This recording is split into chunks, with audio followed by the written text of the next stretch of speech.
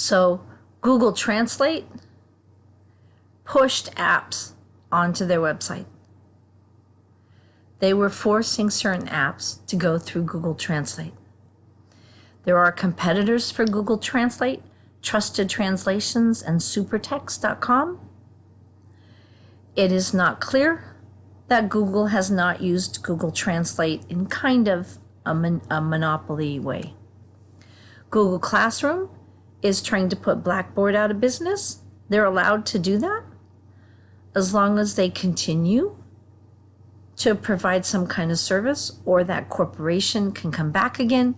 Blackboard kind of has a monopoly, so Google's kind of breaking up a monopoly here. Google is organized as an LLC, which surprised me. It basically has online advertising technology for its income, search engines for its major product, and also now cloud computing services along with the other major high-tech companies. This is my argument that they are not as innovative as they are given credit for. Email already existed. Yahoo already had free email. Gmail was free and easy. Yahoo had trouble after Gmail was introduced because Gmail had more search engine traffic, and it was easier to stay there to do Gmail. Google Drive is free and easy. Google Earth is free and easy, even though it replaces stuff that Ezra did at significant cost. Google self-driving car, the research was already underway when they moved into that field. Nonetheless, the Reputation Institute recognizes Google's corporate social responsibility as enormously deserving of praise. This institute measures corporate responsibility, and they have ranked Google as the premier company for social responsibility. So they must be doing a lot of things right, even though I'm complaining about some things that they may or may not have done wrong. They certainly are transparent. They have openness. They have corporate ethics. They support social causes, including environmental sustainability in their own business. And they try very hard to work with their employees for equal opportunities, etc. By 2007, they were carbon neutral.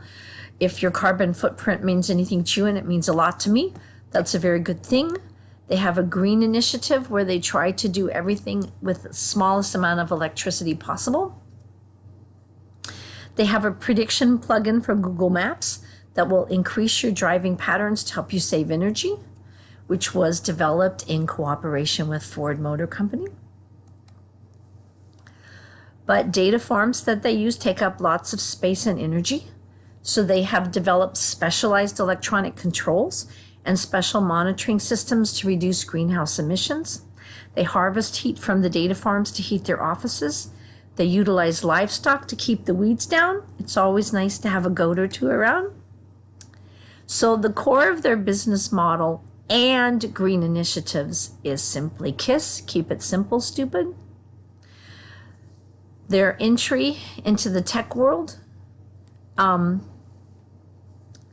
in terms of developing software products for businesses, is now a competitor with Microsoft.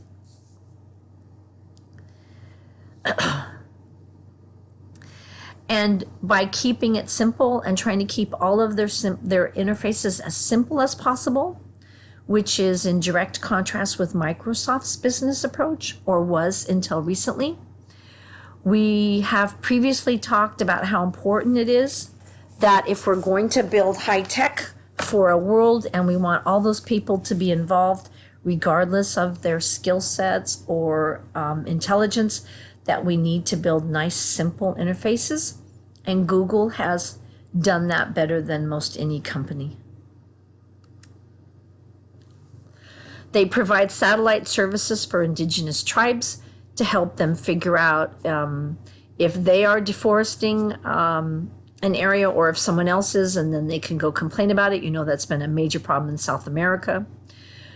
They use Google Earth to support wildlife protection, logging threats, etc.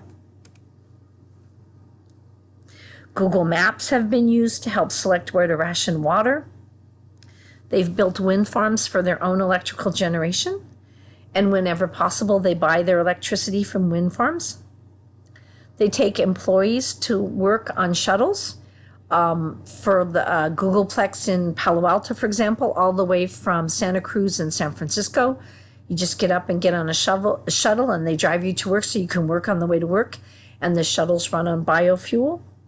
They have corporate incentives if you bike to work or use other alternative forms. The focus of the company is to have information at your fingertips. And in that direction, they have provided information on how to deliver babies in remote area to increase the survival rate. They have built environmentally sustainable alternative appliances that you can get online and follow and build. They actually have tools that help you resolve interpersonal conflicts. They have tools online at your fingertips. You can settle arguments easier. It used to be that we would argue about details. Now you just Google it. The Google is right, and you move on with the discussion.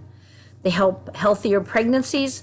They help you track fitness activities. So their core focus, which if you expand it from searching to basically information at your fingertips, have really improved the world in many ways. So Google is an example of a firm that we are worried might become a monopoly. China certainly thinks Google was a monopoly, and that's why they built their own Google and kind of refused to use Google. They didn't want that monopoly taking over the world and dominating China as well. There are a lot more people in China than the United States. They wanted all that business for themselves. But you can see that Google has tried very hard to provide a business model that's useful, that's funded by ads so that it's still free. And they have tried to expand into a lot of other areas, trying to make sure that one of them pans out so that they stay a viable company.